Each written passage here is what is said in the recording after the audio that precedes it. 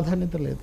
Right sir. మరో కీలక పరిణామం సార్, ఇప్పటికే చాలామంది ప్రముఖులు వైసీపీని వీడి వెళ్ళిపోతున్న నేపథ్యంలో ఈరోజు west Godavari ZP chairman and party మారిపోయారు వైసీపీ నుంచి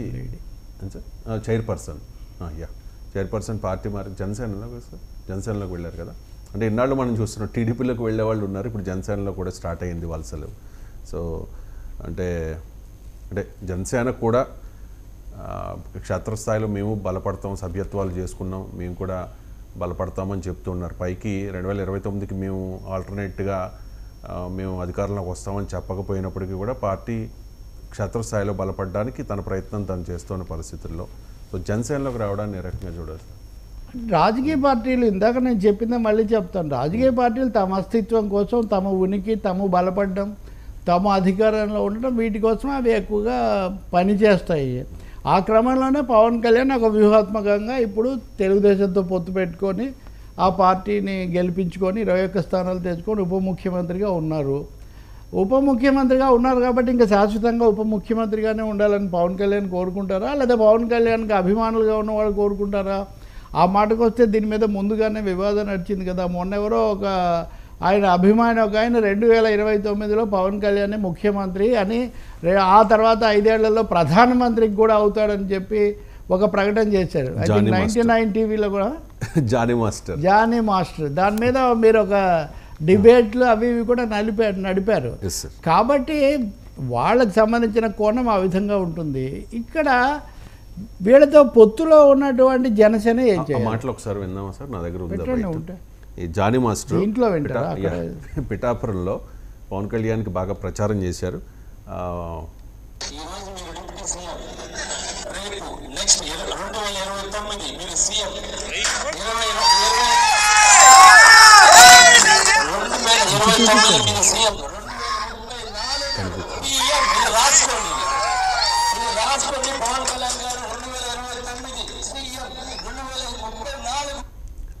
రైట్ సార్. అదే ఏదైనా ఈ రాజకీయాల విషయాలకు వచ్చేసరికి వీరాభిమానులు లేకపోతే ఇదిగో జానీ మాస్టర్లు చెప్పేదాన్ని బట్టి కాదు కదా. వాళ్ళ ఎత్తుగడలు సరిగ్గా ఉన్నాయా లేదా, వాళ్ళు ప్రజల అభిమానం ఏ మేరకు పొందారు దాని మీద ఆధారపడి ఉంటుంది.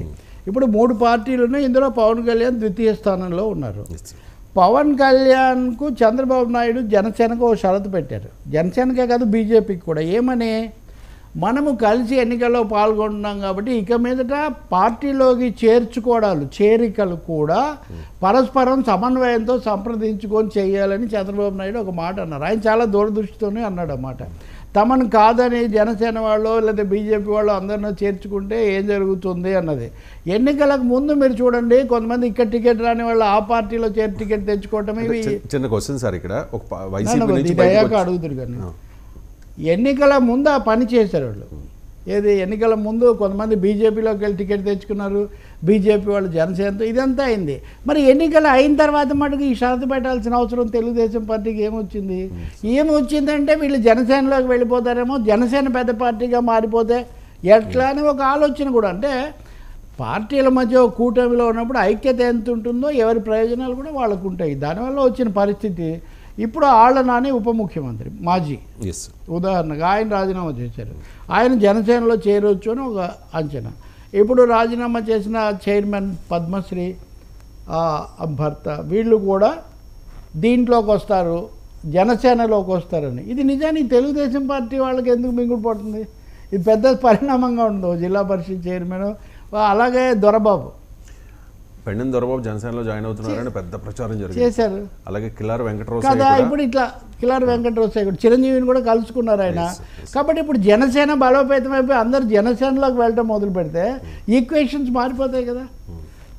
శాసనసభ ఎన్నికలు వెంటనే రావచ్చు, కానీ స్థానిక సంస్థల ఎన్నికలు రావాలి కదా. స్థానిక సంస్థల ఎన్నికల లాంటివి జనసేన కనుక ఇంకా కొంచెం పెరిగితే అప్పుడు వాళ్ళ బార్గెనింగ్ పెరుగుతుంది కదా. సో ఈ ప్రశ్నలన్నీ కూడా ఉన్నాయి. ఇవి చాలకుండా అసలు జానీ మాస్టర్ వచ్చి పవన్ కళ్యాణ్ 2029లో ముఖ్యమంత్రి అంటే 29లో చంద్రబాబు నాయుడు లోకేష్ ఉండరా ముఖ్యమంత్రుల పోటీలో? చంద్రబాబు కాకపోయినా లోకేష్ ఉంటారు. చంద్రబాబు పోనీ పదవి విరమణ లేకపోతే కొంత కుమారుడిని ప్రమోట్ చేస్తారని అనుకున్నప్పటికీ, ఎందుకంటే వాళ్ళని బలపరిచే పత్రికలో మొన్న ఆదివారం నాడే రాశారు, చంద్రబాబు నాయుడు వయసు ఇప్పుడు 73, 2029 నాటికి 78 ఏళ్ల వయసు వస్తుంది, కాబట్టి ఆయన రేస్లో ఉండరు, లోకేష్ ఉంటారు, కాబట్టి ఇలా చేస్తే తెలుగుదేశం పార్టీని కాపాడుకోవచ్చు అని. కాబట్టి తెలుగుదేశం తనను ఎలా కాపాడుకోవాలనే ఆలోచనలో ఉంటే జనసేన తాను ఎలా పెరగాలి, విస్తరించాలి అనే ఆలోచనలో ఉంది. బీజేపీ ఈ రెండు ప్రాంతీయ పార్టీల మధ్యలో మన పెరుగుదల మన ప్రశ్నార్థకం అయిపోతుంది అని మొన్న గంగిరెడ్డి ఎవరో ఆయన స్మగ్లర్ను తెచ్చుకుందామంటే ఆయన కాస్త ఆరోపణలు ఉన్నాయని ఆపేశారు. సో ఇది జరుగుతుంది, అంతర్గత వైరుధ్యాలు లోపల ఉంటాయి. మీరు ఏదో అడుగుతూ ఉన్నారు. 100% స్ట్రైక్ రేటు ఖచ్చితంగా గెలుపు గుర్రాలకి అవకాశం ఇస్తాము అని చెప్పి ఎన్నికలకు ముందు చెప్పిన మాట కూటమి నేతలు. అప్పుడు వంశీకృష్ణ శ్రీనివాస్ యాదవ్, బాలశౌరి, కొంతాల రామకృష్ణ లాంటి వైసీపీ నేతలు ఏ పార్టీలోకి వెళ్ళాలి అనే దాని మీద చర్చలు జరిగాయి సార్. అంటే పార్టీ వీడాలి అనుకుంటే ఏ పార్టీలోకి రావాలి అనే దాని మీద ఈ కూటమి సభ్యుల మధ్య ఏకాభిప్రాయం ఉంటేనే జరిగింది, అంతే కదా సార్. ఇప్పుడు కూడా వైసీపీ నుంచి ఎవరైనా పార్టీ మారాలి అనుకుంటే వాళ్ళు బీజేపీలోకి వెళ్ళాలా, జనసేనలోకి వెళ్ళాలా, లేకపోతే టీడీపీలోకి రావాలా అనే దాని మీద కూడా సమన్వయం ఉంటుంది. అది సాధ్యం కాదు రవిశంకర్. 3 వేరు రాజకీయ పార్టీలు ఉన్నప్పుడు ప్రతిసారి కూడా మా పార్టీలోకి రావాలని రవిశంకర్ అడుగుతున్నాడు చంద్రబాబు గారు, మీరు ఒప్పుకుంటారా లేదా అని అడగటం. కానీ సరే మీరు అందరినీ తీసుకోవద్దని చెప్పారనుకోండి, ఆగుతారా? ఆగితే అసలు ఓ పార్టీ యొక్క నిబంధన వల్లే ఓ పార్టీ యొక్క స్వతంత్రత ఏమవుతాయి? ఇవన్నీ సున్నితమైన రాజకీయ అంశాలు. తప్పకుండా ప్రతి పార్టీ వాళ్ళ కోసం వాళ్ళు, ఇప్పుడు ఉదాహరణకు పదవులు ఉన్నాయి, నామినేటెడ్ పదవులు, మరి 6-3-1 అనే నిష్పత్తిలో తీసుకోవాలని ఎందుకు 6-3 అని పెట్టుకున్నారు కదా నిష్పత్తి. కాబట్టి అదే వాటి వాళ్ళ మధ్య ఉన్న అవగాహన అది ఉంది. కాబట్టి ప్రభుత్వంలో భాగం, కాబట్టి ప్రభుత్వం బయట జరిగే రాజకీయ కార్యకలాపాలను జనసేనను తెలుగుదేశం ఎలా నియంత్రిస్తుంది? ప్రశ్న. ఉప ముఖ్యమంత్రిని ముఖ్యమంత్రి నియంత్రిస్తారు, కానీ జనసేన అధ్యక్షుడిని తెలుగుదేశం అధ్యక్షుడు నియంత్రించలేడు. నియంత్రిస్తున్నాడు అన్న సంకేతాలు వస్తే జనసేన అభిమానులు దాన్ని ఆమోదించే పరిస్థితి కూడా ఉండదు. తప్పకుండా ఇప్పటికే అనేక సార్లు చర్చల్లో కొంత పరస్పర వ్యతిరేకమైన వ్యాఖ్యలు కొంచెం ఇవి అనగానే వెంటనే మీకు ఆసక్తి, మనకేం ఆసక్తి లేదు. పార్టీలు సక్రమంగా ప్రజాస్వామికంగా ప్రజల కోసం పనిచేస్తే ఎవరి పెరుగుదల వాళ్ళు ప్రజల ఆదరణను బట్టి అంతవరకే. బట్ ఇదైతే జరగబోతుంది, దానికి ఇది ఒక సంకేతం. గోదావరి జిల్లాలోనే జనసేన మ్యాక్సిమం స్ట్రెంత్ అని అందరికీ తెలుసు. 100% స్ట్రైక్ రేట్ అన్నా ఆకర్షణ అన్నా అదంతా ఎక్కువగా అక్కడున్న ఆదరణను బట్టి. ఇప్పుడు అక్కడ ఉన్న వాళ్ళే కీలకమైన వ్యక్తులు, మాజీ ఎమ్మెల్యేలు, జిల్లా పరిషత్ చైర్పర్సన్ మారుతున్నారు. ఇది తప్పకుండా ఒక రాజకీయ సంకేతమే. జనసేన అనేది ఖాళీగా ఉండదు, వాళ్ళు కూడా విస్తరించడానికి ప్రయత్నం చేస్తున్నారని తెలుస్తుంది దీన్ని బట్టి. నామినేటెడ్ పోస్టులు అయితే 6:3:1 అనుకున్నారు, కానీ వేరే పార్టీల నుంచి పార్టీ మారాలనుకున్న వాళ్ళ విషయంలో వాళ్ళకి ఫ్రీ హ్యాండ్ ఉంది, అంతే కదా సార్. ఆ నాయకులకి ఉండొచ్చు, లేకపోతే పార్టీలు కదా, ఇది ప్రభుత్వము. అదే సార్, నాకు అర్థమైంది. యా, చూడాలి సార్. అంటే ఇప్పుడు జనసేనలోకి ఎక్కువ ఫ్లో ఉందనుకోండి, అది భవిష్యత్తులో అది టీడీపీకి ఇబ్బంది అవుతుంది కదా అని చెప్పి. ఒక విషయం అండి, ఇప్పుడు మీ ప్రశ్నల్లో ఆ ప్రశ్న కూడా ఉన్నట్టుంది. ఇప్పుడు చంద్రబాబు నాయుడు ఆయన అనుభవం నుంచి నేను ఎంతో నేర్చుకున్నాను, ఆయన ఈ వయసులో కూడా ట్రాక్టర్ ఎక్కి కష్టపడుతున్నారు ఇవన్నీ అని పవన్ కళ్యాణ్ గారు ప్రశంసిస్తున్నారు. దాదాపు వీలైన ప్రతి చోట ఈ మధ్య ఆయన చంద్రబాబును ప్రశంసిస్తున్నారు.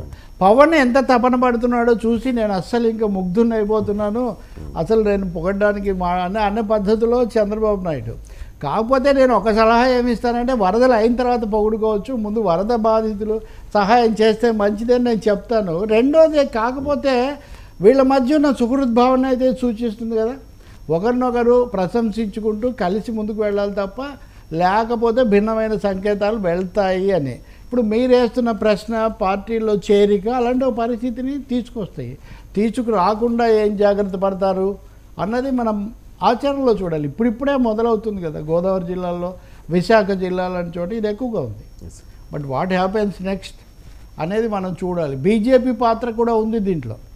బీజేపీకి తెలుగుదేశం అవసరం చాలా ఎక్కువగా ఉంది కేంద్రంలో.